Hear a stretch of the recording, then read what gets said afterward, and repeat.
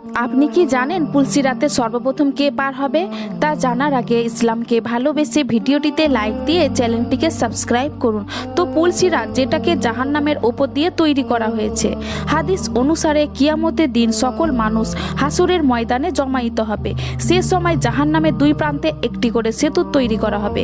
সেই সেতু চুলের চেয়ে চিকন আর তলোয়ারের ধারের চাইতে তীক্ষ্ণ হবে।